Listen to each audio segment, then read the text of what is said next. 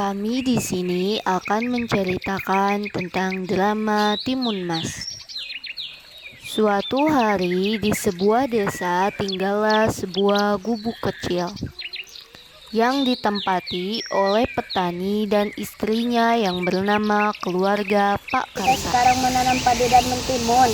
Alangkah bahagianya apabila... Jangan dulu, Kapan, Pak? Aku sudah lama menginginkan seorang anak. suatu saat kita akan memiliki seorang anak, bersabarlah. Tapi kapan, Pak?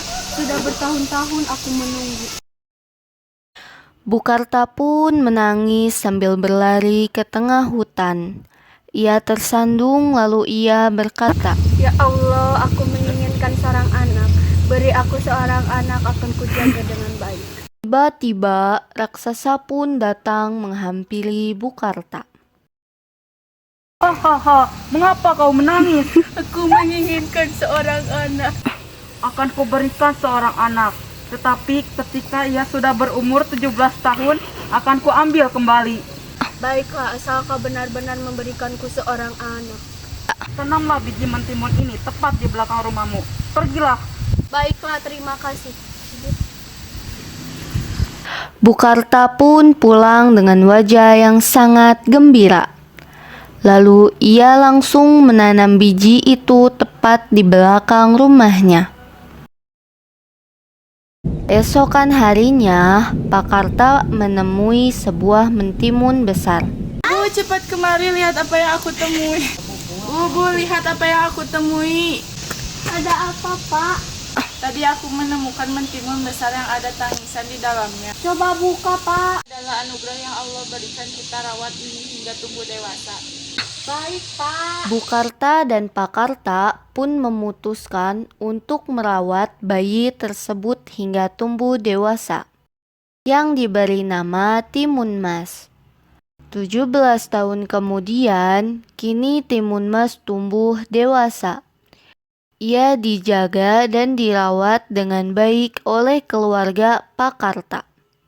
Keluarga Pak Karta sangat menyayangi Timun Mas, layaknya seperti anak kandungnya sendiri. Besok adalah tepat di mana Timun Mas berusia 17 tahun. Dia tidak tahu bahwa ketika dia berusia 17 tahun, dia akan diambil oleh raksasa. Timun Mas, main yuk. Maaf Siti, aku tidak bisa ikut kata ibu. Kenapa Timun Mas? Aku tidak diperbolehkan untuk keluar rumah karena besok adalah hari ulang tahunku. Ya sudahlah kalau begitu, tapi besok kau tetap ikut bersamaku. Aku akan memberikan kau kejutan. Timun Mas, kemarilah. Baik Bu, maaf Siti, aku dipanggil ibuku. Aku akan menemuimu. Baiklah. Siti pun pergi dan Timun Mas menghampiri ibunya.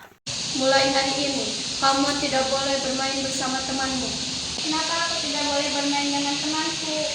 Jangan banyak tanya, turuti saja perintah ibu.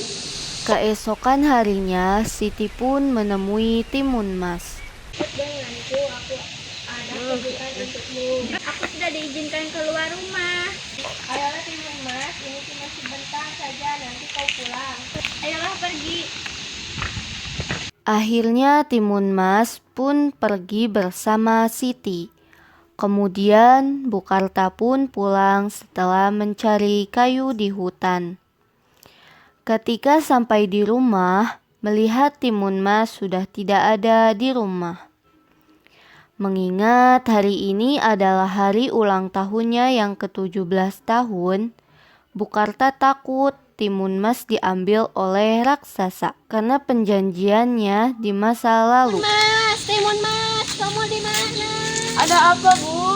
Mana Timun Mas? Hari ini adalah hari ulang tahunnya ke-17 tahun. Aku takut Timun Mas dibawa oleh raksasa. Apa maksudmu, Bu? Kamu terikat oleh raksasa? Pak Karta pun berlari mencari Timun Mas, meminta bantuan kepada dukun untuk melawan raksasa. Kemarilah, Timun Mas. Kau adalah milikku. Aku tidak ingin ikut denganmu. Siti dan Timun Mas pun ketakutan mendengar omongan raksasa. Nah, Timun Mas, sudah lama aku menantimu. Pergilah Kau Siti, milikku. cepat. Siti pun berlari ia bertemu Pak Karta dan dukun. Bapak, timun emas dikejar-kejar oleh raksasa. Di mana? Tengah hutan sedang dikejar-kejar oleh raksasa. Ayo Pak, kita selamatkan timun emas sebelum terlambat. Hahaha. Hentikan! Siapa kau berani menyeruku? Hentikan atau kau akan musnah! Kini raksasa pun musnah, dibantu oleh seorang dukun. Timun Mas pun sudah tidak dikejar-kejar lagi oleh raksasa.